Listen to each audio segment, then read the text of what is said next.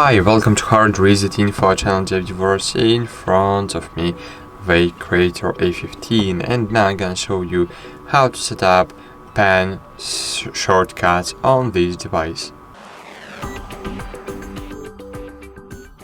To set up the pen shortcuts, first you need to open the Veikk tablet driver, then find your pen in the left panel, and here you will see two buttons, first and second.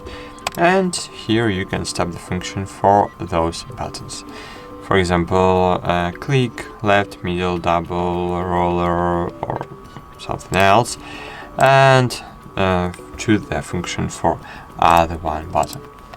That's it. Thanks for watching. Like this video, subscribe to our channel, and bye. See you.